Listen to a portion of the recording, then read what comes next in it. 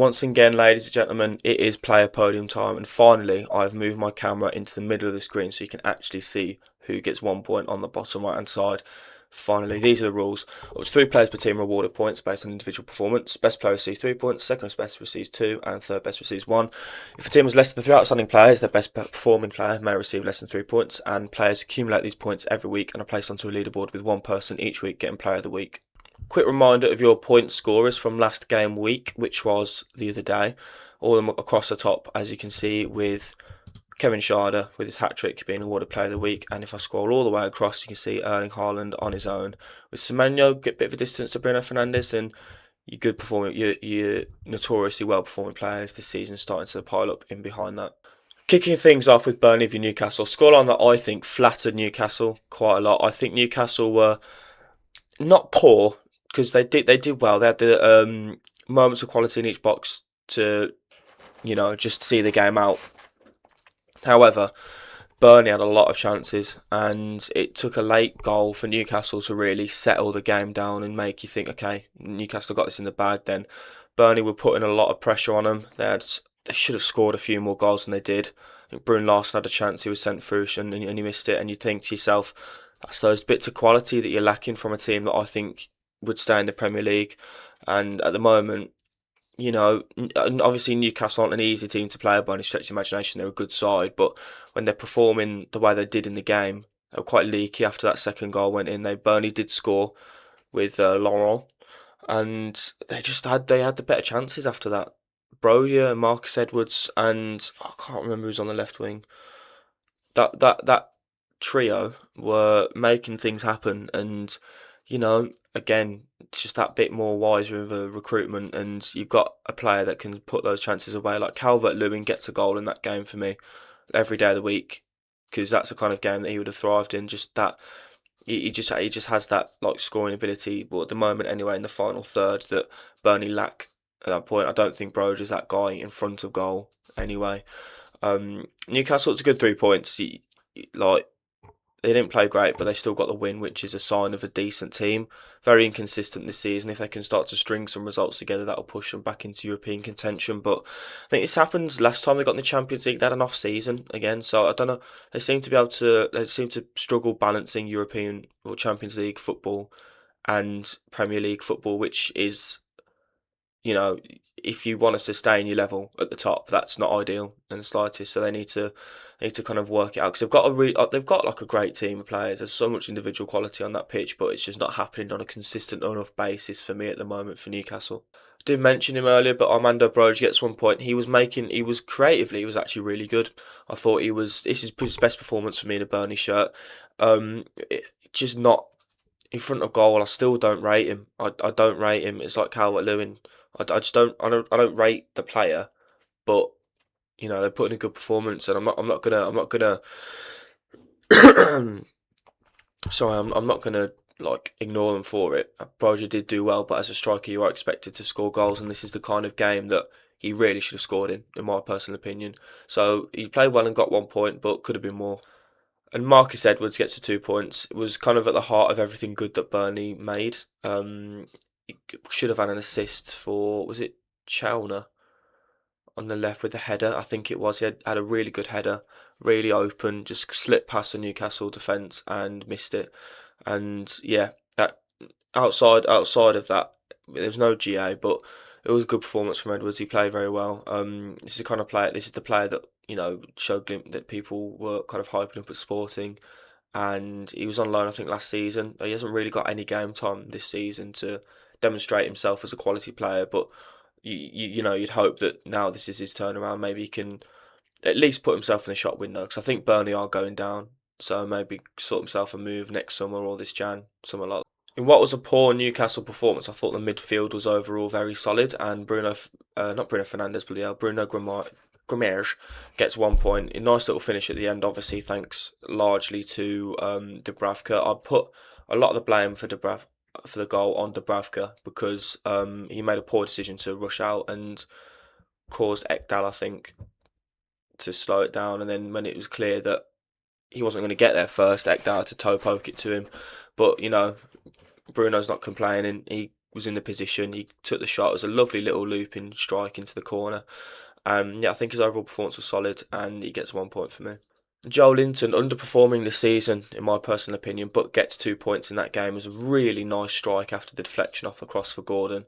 Um, it was like it was a really nice little bit of technical work, and I think in general he just kind of brought the grit that he usually does. And Burnley weren't really that much of a presence in the midfield. A lot of their chances came through bypassing the midfield. They came on the wings or straight over the top. So, but when they were actually dueling in midfield, the they didn't really have the quality to get around either of those two. So that's why they got points in that game. It's Chelsea 2, Bournemouth 2. This is I didn't watch the full game. I was watching the Villa. I wish I wasn't watching the Villa instead. But Chelsea put in a they put in a performance where it's like there could have been more done in that game on a Chelsea perspective. I thought they had a few really tidy chances to score more goals in that game, and I mean Maresca's gone. Maresca's been sacked now, which whether you think these results are good or not, I think is a bit of a crazy decision. Oh, I don't think it was a sacking. I don't know. I think it's a mutual thing. But either way, the fact that Chelsea have letting Maresca go, I think there is definitely a manager in there. And if he was to go to replace Pep at City and he was to start doing well, I think Chelsea would really be kicking themselves about it. But either way, I think Bournemouth fought well for what they had. They had one or two chances where they missed, and you'd think a few months ago that would have gone in. They're in a bit of a rut at the moment, and with Semenyo going, it's not looking very positive. I mean, apparently, Iriola's out of contract. He was asked about the Chelsea job and said no. But I think if they came in with an offer, I don't know if he's out of contract at the end of the season and there's no guarantee of a job. I'd take it if I was him. But yeah, Chelsea awful defending for the two long throws though as well. That can't be ignored in any way. But overall, I thought Chelsea's performance wasn't too bad. They should have got more from the game, in my opinion. Caicedo's been dry on the point scoring in this series for a while, but he's back on it for that game, winning the ball back as usual. Yeah, it was just a decent Caicedo performance. It's what he does. It's why he's one of the best. He even when he's not outstanding on the pitch, he's still great, and he was great enough to get 1 point in that game. I actually thought Fofana was really defensively solid at the back. He hasn't obviously it's Fofana. He's never consistently playing games, but when he does play, he does look decent. And I thought he was the best out of the Chelsea lot. He wasn't at fault for either of the two goals. And outside of that, Bournemouth didn't really have too much of a sniff at Chelsea. So I've given Fofana 2 points for that reason. And Steve completely ran the show for Chelsea. It was a this is why he's like this is why Chelsea fans rate him so highly. I rate him a lot. He's a really good little player. I don't know why he's been not playing as much. I think something came out about Maresca not having full decision over the starts and the board wanting to start players and bring players on to boost their transfer value. I don't know if that had a role to play in it, but it must have, because I don't know why you wouldn't be starting Esteval in nearly every game. Because him and Palmer, when they started to link up, they looked pretty dangerous. I don't think Palmer was great, so he's not on the point sheet. I know he scored his penalty, but that's Palmer, it's what he does. Petrovic nearly got to it, but he scored the penalty, and I think it was mainly the bulk of Chelsea's positivity came from Esteval, so it's very well deserved 3 points. Given Cliver at 1 point, that's mainly because he scored his goal. There's nothing that I don't think he was fantastic outside of that. I don't think Bournemouth were that good in the game. I can't lie. I think I think they were, in my opinion, the worser team, not by a long way, but slightly worse. I think Chelsea would have been more annoyed with the result than Bournemouth, but Clivert's impact, you can't really ignore it with the goal. It was important for Bournemouth. It got them back in the game, kept it even, so he gets 1 point. Giving Alex Jimenez 2 points as well. He's been under the radar a little bit so far when he's played for Bournemouth, but I think he's been all right. He's a young lad. He's 20 years old, new to the Premier League, and I think that going down that right, I think he was fairly solid. I think all of Chelsea's movements came from on their own right hand side with Esteval. I think it was a kind of an off day for Garnacho and Neto on that left. I don't think they had many chances. I think the one they did, I think they scored from it with Enzo. That was the only time they really had much of a look down that side. because I think Jimenez was doing pretty well overall. So I've given him the 2 points. His first points of the season as well for me on the list. So congratulations. And David Brooks with a three. It was his goal really got the game going, and then he was the most creatively exciting player. I think Semenyo had an off day. I think he's probably focused on City, which is fair enough. You can't really blame the guy for it. Apparently, he's going to play the next game though, which I'm just kind of surprised at because the deal seems to be all but done from what we're hearing. Obviously, Fabrizio's had another stinker. Then what can you say? But yeah, it was not a great. It's not great for Bournemouth when Semenyo doesn't perform well, but at least I know that Brooks is there to kind of raise the level a little bit. I don't know. They're gonna have to really replace him carefully, Semenyo, because if they don't replace him well, if they bring in a winger that can't can't create for Bournemouth, then I don't think David Brooks can do it every single week. So I think there could be some strife. Forest nil, Everton 2. This is very much Everton were very much the better team. Forest again, they are not clinical enough at all. So the way they play football is very solid and very structurally sound, but that kind of football you need to be potent going forward, and none of Forest strikers really are. Callum Wendo we haven't seen the best of. Awoniyi hasn't been on form for a very long time now. Chris Wood's coming back from injury at some point as well, and I mean Jesus he's playing well. Like he's probably been the best of the bunch so far, but he just can't convert. And Gibbs White has had his routine chance miss as well, which is like I don't know how every week he seems to miss a good chance for Forest, or not get to a good chance for Forest, but. I don't know. He's started to dip back he started to regress in his performance levels. I think Backwell looked quite good when he came on. We haven't seen a lot of him this season at all, but he looked quite skillful, quite dangerous when he came on. But that's kind of where the positives end for Forest. Um, Everton were definitely the better team. I think Garner ran the show. I'm very happy that Barry scored as well. He deserves it. I think he's played a lot better than his goal count shows. And yeah, overall, it was just a very solid, very good Everton win. Giving Nico Williams a point because I think he was very good going down that right side. He was good on both ends, so he was creating a few chances for Forest while he could on the break, and then his own defensive work was pretty decent as well. Wasn't really to blame for either of the two goals. It wasn't an outstanding day for Forest in the slightest.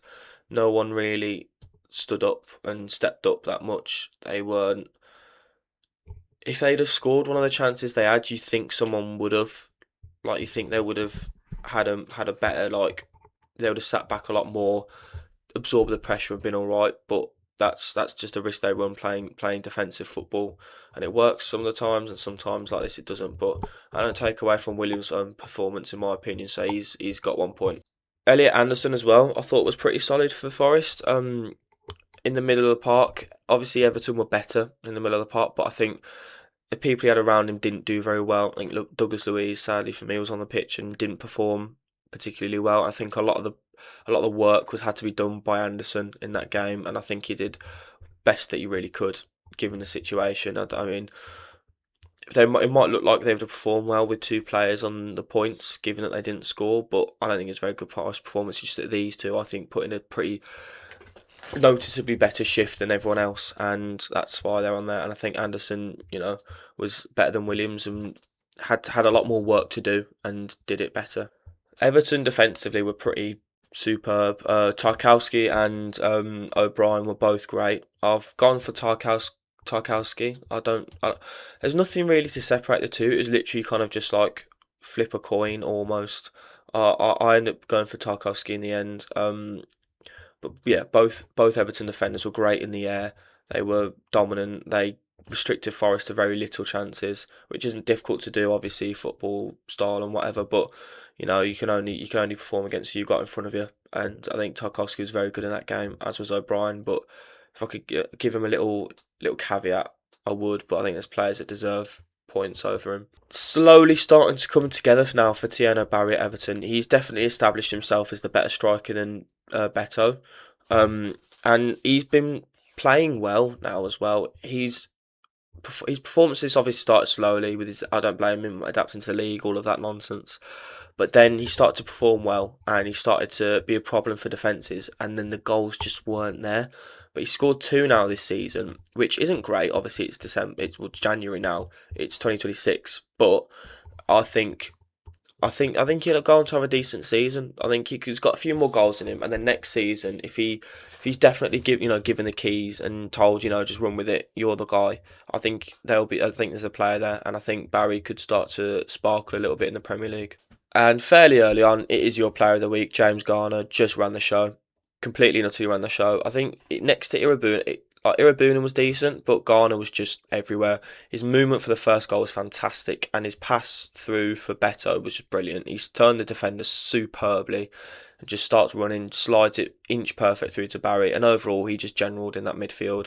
He was the best player on the pitch. With a depleted Everton squad, it's a good sign that they can win the games when they don't have all of their star players, with Grealish on the bench, and out AFCON, and Dewsbury Hall injured, I think.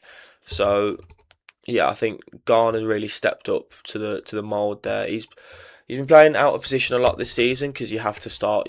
I mean, Dewsbury Hall's been great, but even he's doing well from right back. But now he's put in a very big performance from midfield, and that's the kind of stuff you want to see from James Garner. West Ham 2, Brighton 2. This is a bit of a weird game. It's very it was very basketball-y in the sense that it was very end to end at the start, and then it kind of petered out a little bit. Welbeck's an idiot. Like, if you're gonna take on the Panenka, I'm all here for it, but you have to score it because you look like a twat if you miss it, and that's why the West Ham players were getting in his face because they're like, "What the fuck are you doing, mate?" I felt violated. I mean, if he scored it, that'd have been just disrespectful. It would have been jokes, and he would have been on the point sheet. But he fluffed his chance, and if they score that, then West Ham might have a hope of getting back in. And this is based on the news that I read about who West Ham have signed. I think they're going to get relegated now. If they can't win this kind of game where they've had good chances. They've scored two goals, but then individual stupidity. They've conceded two penalties, and they're lucky one of them didn't go in. And they've also signed Tati Castellanos from Lazio. What do you have in front of you that tells you that he's going to be the guy going forward? So it's going on outside, but he's another Felipe Anderson or Yarmouk. I don't see any. I don't see where he's gonna raise the level for West Ham. Their forward recruiting has been shocking, and if he's the only person they're bringing in, I mean they're selling Guilherme, which is stupid. Like, you've got a young 19-year-old Brazilian there who hasn't been given game time. Like, give him a go. You can't be worse than You're not winning games. You're not winning a lot of games. He can't be that damaging to your team that you don't feel you can start him or play him that much. Yeah, I'm just disappointed in West Ham. If Castellanos is the only forward signing they make this season, then I think they're going to get relegated. Paqueta's goal and assist mean that he is in, because if Welbeck scored that penalty, then I would have been very disappointed in Paqueta, because that was just stupid. He literally speared whoever he's marking to the ground. Again, Paqueta showing a display of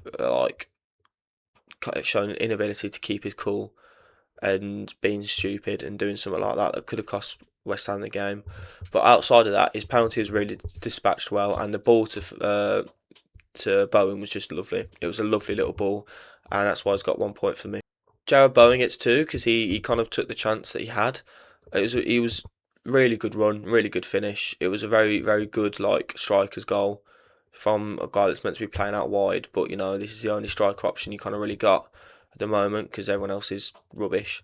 So yeah, I'm so disappointed in West Ham. Like, obviously I don't really care about them that much. I'm not a West Ham fan. I'm not hurting myself because West Ham aren't doing well, but I think there's so much potential in that squad, and yeah, there's so many good players in there that they should be doing a lot better than they are. Actually, not a very good point for Brighton, considering the fact that they were away at West Ham, a West Ham team who are just notoriously not very good.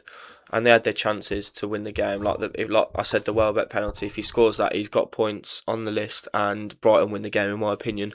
But anyway, thirdly, Kadioglu had a decent game. I think he's playing a more progressive role again, and he created a good heap of chances for Brighton. I think they probably had a few. I can't remember off the top of my head, but I'm sure I remember them having a few chances that they skewed and couldn't convert on efficiently enough. So yeah, it wasn't great from that end, but yeah, I think Kadioglu kind of did all he could in the game and put in a good shift, so he gets 1 point. Joel Veltman with a rare goal for Brighton gets 2 points. That's a massive impact on the game, because if they don't score that, then there's all the chance that West Ham keep them back and keep them pegged back, and they can't actually score the goal they need. So it's a massive moment from Veltman. Did fine on his own anyway. Outside of that, West Ham didn't get too much of a look down that left hand side, so he did a solid job. And yeah, it's 2 points in the end. Yeah,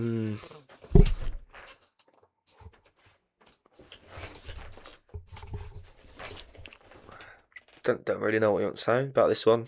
Arsenal 4, Villa 1. Brilliant stuff, lads. Love that. No, but okay. First off, we were good.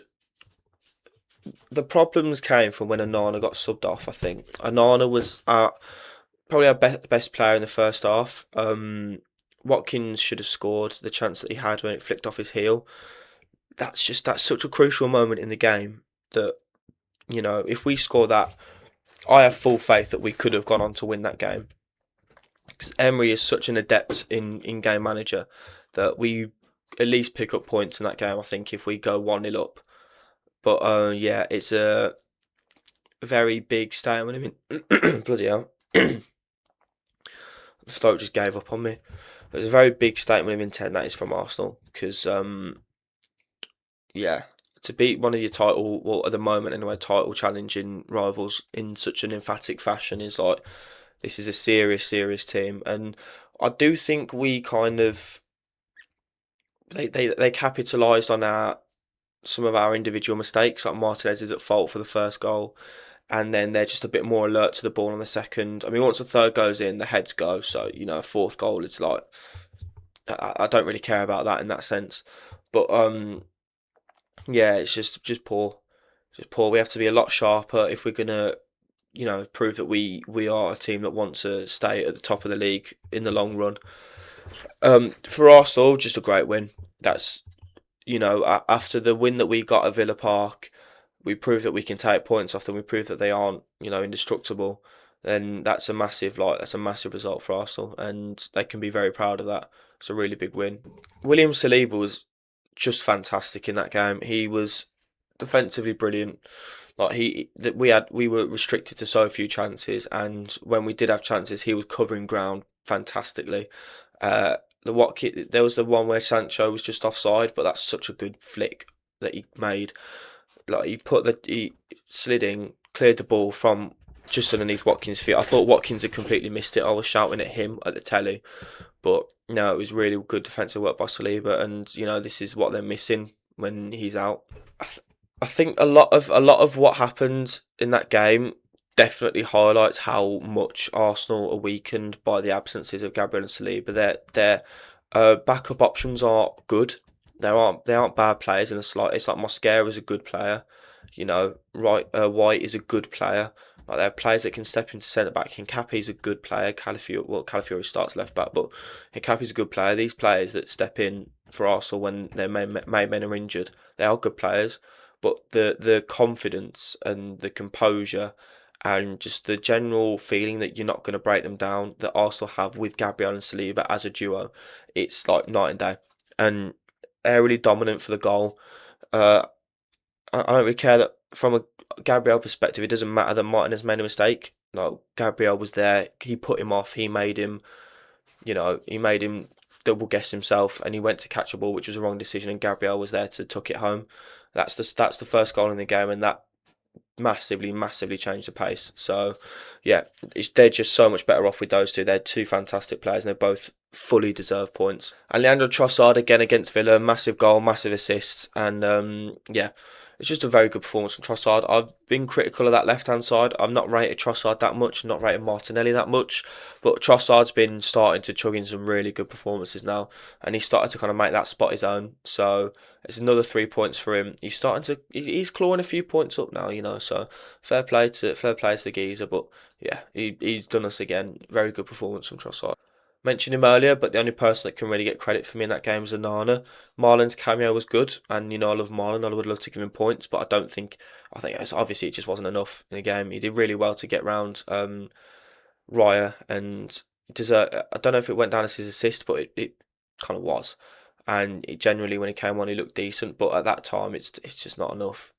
Like when we're 4-0 down, 3-0 down, whatever it was when he did come on, what can you expect Daniel Marlon to do all on his own? He's not Superman. But yeah, I think the problems really started when Onana came off because he was on the transition. He was the guy that was linking the midfield to attack the best. And yeah, we I wish he was fit all the time.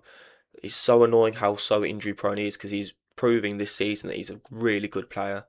And yeah, he did well enough to get a point for me, and McGinn just wasn't up to the same level when he came on. Man United Wolves, I would sack Amorim simply for the crime of dropping points to Wolves. You're at home and you're losing to, well, not losing, but you draw to the worst team that we've seen in a long time in the Premier League. Come on, what are you doing? Sesko was poor in front of goal, was very poor in front of goal. Should have done way better, should have scored. United just didn't capitalise on chances they had. Went back to a three back against Wolves. You do not need three. You do not need five defenders on the pitch against Wolves. They are not that big of a threat. Like it's Wolves, man. Come on. It's the worst team this season by a very comfortable margin. I don't know what the need is for that. It's silly from Amorim. For Wolves, this is kind of it's a bit of a culmination of the performances which have got better under Edwards. They've been slowly getting better, and they've deserved points under Edwards. They've put in performances that deserve points. Obviously, they lack the quality. Um, they lack the quality in the end in either box, I think. But that's an individual thing. That's not a manager thing. If they're getting the chances, then if a player can't put it away, that's his fault. The manager's not going to put his boots on and go and score the goals. And yeah, I think they massively deserved point for Rob Edwards himself. And yeah, very shocking from United. Xerxes gets on for the goal. It was very well done. Very well done. He spins really well in the box and shoots and scores. He'll probably add a good 5 million to his transfer fee when he's eventually sold. But yeah, just a player that hasn't shown enough this season in the chances he's been given. I don't think he's a bad player. He just hasn't clicked at United. But he's shown that he can find the back of the net. Obviously, a massive deflection, but he's done well enough to warrant a goal in that sense. So definitely deserving of 1 point for me. If you're Man United against Wolves and your goalkeeper is your best player, in my opinion, then that's poor. Lamon's coming up with some really crucial stops and proving himself to be a very very tasty little goalkeeper. I've been enjoying Lamons this season. I think he's not made the mistakes like Onana has. I think I've said this before about him, but he's a good little keeper, and he made some very good stops when he needed to. No chance of getting to that Krejci goal. That was a really nicely placed header, but he did what he needed to. He did what he could, and kind of almost inadvertently rescued United a point at times. Craigie with a really neat little header to make it 1-1 at the time. It was, yeah, he made it 1-1. And by the way, a very very clean knee slide. I really like that. That's almost got him the point alone. Like if he could have gone and scored an own goal, and I still would have put him on the list for that knee slide. Just crisp, no bobbles, didn't kick up the turf, just cool two knees, good distance, exactly what you want to see. But yeah, overall his performance was solid. Very decent defensively from Wolves. But yeah, I think Craigie was probably the highlight with his goal, definitely helping him in that. Jose Sarr gets 2 points. Johnson's been put back on the bench, and Sarr did very well in that game. Made a few really important stops for Wolves. Um, he's a strange one because he's a decent keeper, but he never really seemed like he's a decent shot stopper, but he never seems to win games. It's really weird. Wolves just don't seem to win with him in net. It's very strange. Um, I don't know how to explain it, but it makes sense in my head. It probably won't to you, like, but his performance was good. His saves were important, and he's wrong-footed by the deflection. You can't fault him for that on the Xerxes goal. So it is what it is in that sense. I really don't have to speak about this day of football because Jesus Christ was it poor. 3-0 games. I'm going to be pulling stuff out my arse to say about the rest of these games, but Palace Fulham. Fulham were really knocking on the door for a lot of the time. I think Leno made one. It wasn't Leno. Henderson made one really important save at the end of the game. It's wrong keeper.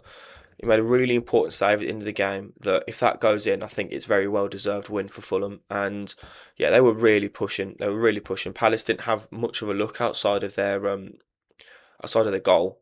They had what a chance here or there that just wasn't. Nothing really screamed that they were going to get another.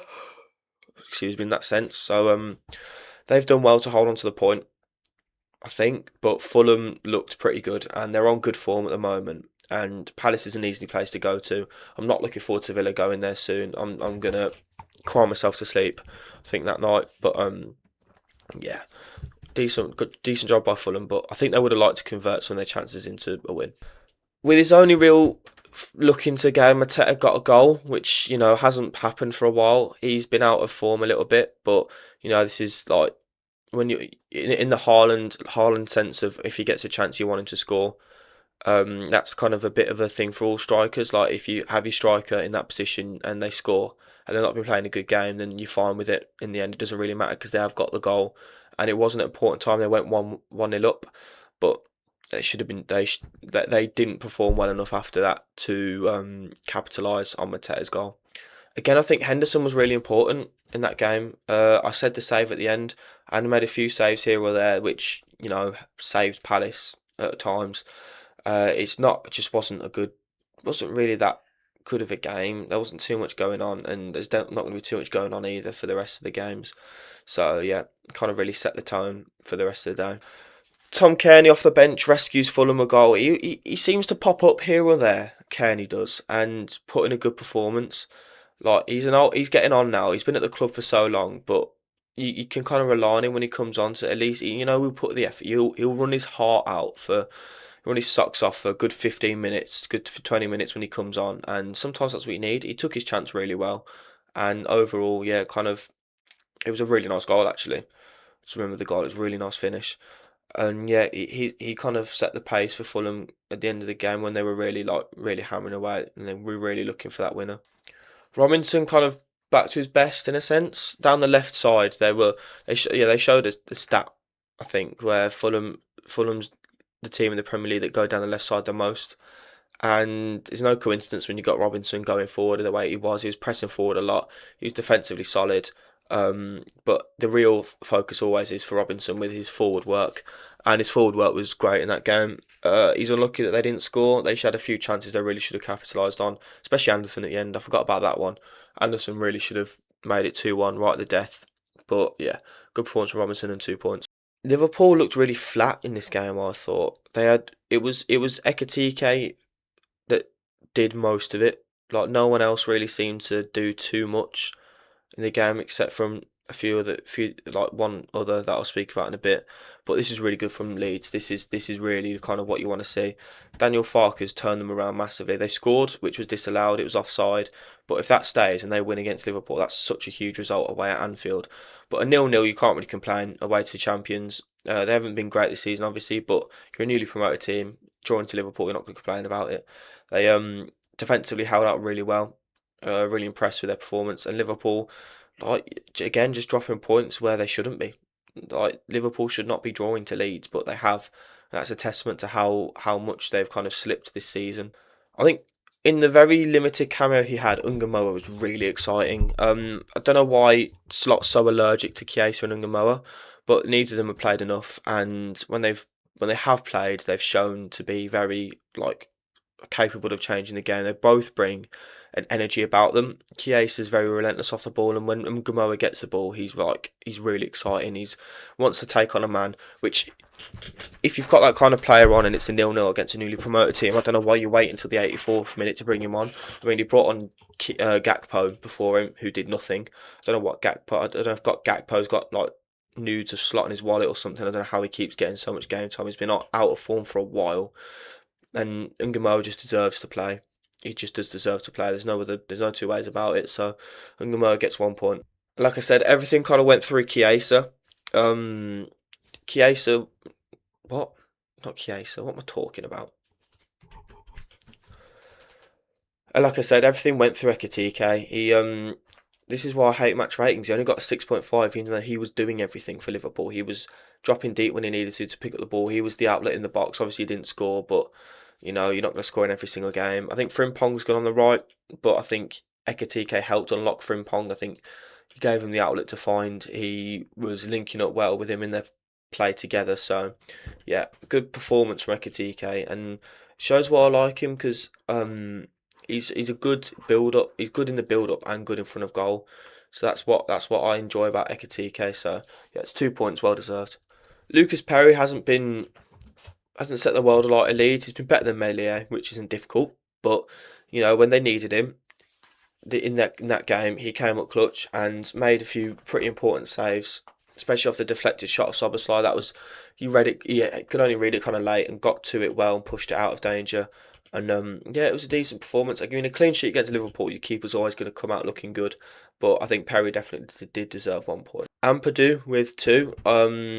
Yeah, he's been very decent. I mean, I like Tanaka, but I wouldn't be dropping Ampadu for Tanaka, if you know what I mean. In the way that they're playing now with Statch and Ampadu in midfield, I understand why Tanaka's been dropped, even though I do like the guy. But Ampadu's been great. He was really decent in that game, really solid for Leeds, helped them defensively, which is, what he's centre back originally, I think, and moved into DM. And yeah, his level has just raised a lot recently, and it showed in that game. And I think BO was at the heart of everything good defensively from Leeds. Very deserved 3 points. The highlight was always going to be from Leeds on the defensive aspect. They didn't have that much, from what I saw, of that much of a look in going forward. But BL was definitely one of the best players for Leeds in that game. Probably the best player on the pitch, in my opinion.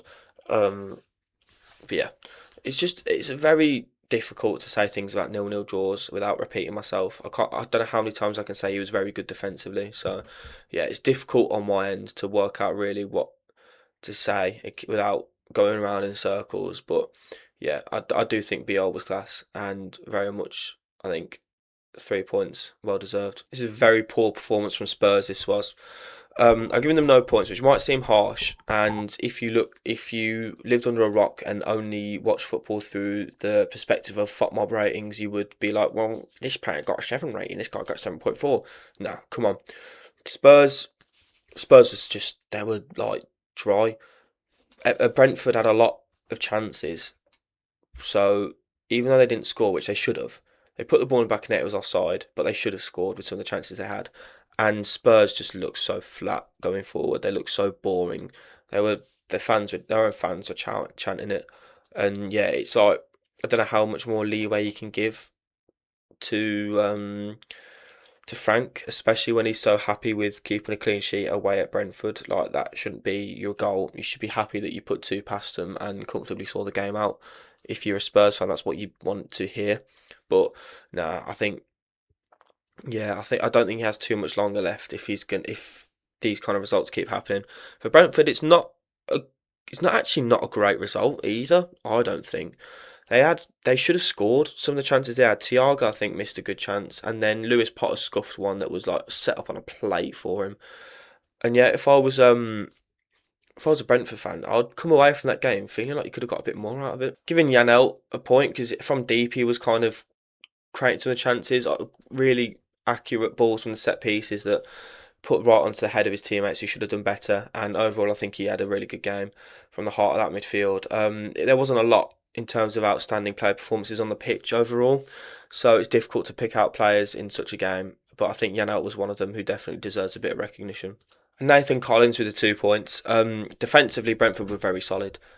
Restricted Spurs to very little chances. Also, forgot to touch on the Romero thing. I think that's a red card. I think that's a sending off. He's through on goal and he's taking him out. And I think if that red card goes to, I think there's a win there for Brentford. And then I think the defensive performance would have been overlooked slightly because obviously they've won the game, they've scored the goal, whatever. But in the defensive aspect, Brentford really restricted Spurs in front of goal. As much as it was down to Spurs being poor, defensively Brentford were great, and Collins, as usual, is the heartbeat of that. I think he's the captain now, and I think he's, you know, plugging away and keeping Brentford ticking a lot of times, so he gets 2 points. Actually, quite a good game this was. City Sunderland. I was catching glimpses of it at work, but I think both teams again come up. Both teams definitely come away feeling disappointed. Both keepers were excellent in this game. You see in a second. I mean, Roofs and Donnarumma get points, but both keepers were completely on their A game. Um, Poor in front of goal. City were. I don't know why I said it like Yoda there, but City were poor in front of goal. Haaland missing a few chances. Savinho had a great chance that he put over the bar, but they should have really done better. I realise now I've put the teams the wrong way around because it was Sunderland. It was Sunderland at home, and I've put it as City at home, but I don't really make a difference. You know who played anyway. But yeah, not Sunderland from their perspective. I mean, with the points they're picking up, with how many players they've lost to Afcon, I don't think this is a bad result in the slightest. They had a few chances to score. Hume had a few chances to score, and if they got that goal off, then they win that game. Because I think they are good enough to see off City. Because they are Sunderland defensively speaking at home as well. Fantastic outfit. But yeah, I mean, you're not going to, again, new promoted team, you can't complain at a draw to Man City, especially given the difference in performance from a few weeks ago when they lost. City lacked a bit of quality in the final third, but Doku didn't. Doku's always, great little player. And this game was no different. He came on and really, really made City go up a level in terms of the pressure they put on Sunderland. So definitely deserved another 1 point. Around the grounds, I think it was like there were goals to be had for City. That's a problem. Doku created a lot of chances. There were chances before he came on. If I was Pep, I'd be very disappointed about that performance from a goal. It's rare for Haaland to not score in that kind of game, so he'll be probably kicking himself a bit. But yeah, and Donnarumma made some vital saves for City. Him and Roofs put on a goalkeeping masterclass in that game. But yeah, Donnarumma was again, he's very much like a shot stopping keeper. He's more of a classic keeper, and he proved that in that game. He was everywhere. Sunderland just could not get past him, and definitely deserving of points. In a balanced aspect, I was debating between Xhaka and Lefay to go for, but I think what Lefay offered going forward is what kind of pips him over Xhaka. I know it's different roles, I know that, but Lefay was defensively solid, but going forward was creating quite a bit for Sunderland. They had I think it was Mundle and Maenda played at times on the wings, and I think that's obviously they're not their first choice players, so they didn't have the best options at their disposal. But Lefay did well to service them when he could, and I think that kind of balance of defensive and offensive performance is what pips him ahead of Xhaka. Alderete was really good in defence in that game. Him and Mukiele were both fantastic. Again, a bit of a flip of a coin. It's like with O'Brien and Tarkowski, but I've given it to Alderete. He made a few crucial blocks, as did Mukiele's one off the face was pretty crazy, and then Alderete just after that. But I think overall his performance was, I guess, just ever so slightly better. There's really nothing separating the two of them at all. Again, it's just flip of a coin, but in this instance, I've chosen to go with Alderete. A contender for Player of the Week, in my opinion, Robin Roos was fantastic. He was some of the reflex saves that he made. He's been such a good addition to the side, and again, I always think back to the start of the season when they brought him in. I was kind of like, out of all the positions I needed to strengthen on, I didn't think goalkeeper was one of them, but he's been again one of the signs of the season. Undeniably brilliant in almost every game he's played in, and raised the level, kept Sunderland in it with some really, really important saves. So he definitely deserves 3 points. And just to round the weekend and the games off for you, it's not a weekend, they're all played in midweek. Just to round the games off for you, here are your point scorers as usual at the top of the all screen, and then your point scorers. Haaland all the way still on his own, but he's starting to be caught. Ekatike's dragging himself up. Roofs on 19 points is a fantastic effort. And look at all the Sunderland players you got in around here. You got Roofs here, you got Xhaka, you got Ballard, you've got Lefay, who's down here. Mukiele, he's not too far behind as well. Shows how good of a season they're having. And then I want to show you down here as well. It's nice and balanced. Like you got the same amount of players pretty much here, and then similar amount of players here, similar amount of players here. It's quite nice. Just the aesthetics of the list are getting nice, and it's got a little bit of a penis shape for me here, which is haha penis, very funny. And again, Garner, you play of the week. That's very childish of me, but yeah, it's a very big week in terms of football. There's a lot of games being played, so I'm going to try where I can to post this video, but it might be a second because we're straight into games on Saturday, and I'm going to the Villa and then working. So I'm gonna have to pick out time in when I here and when I can to edit the video. But yeah, I'll do what I can. I'll get it out when I can. So thank you very much, boys. Have a good one.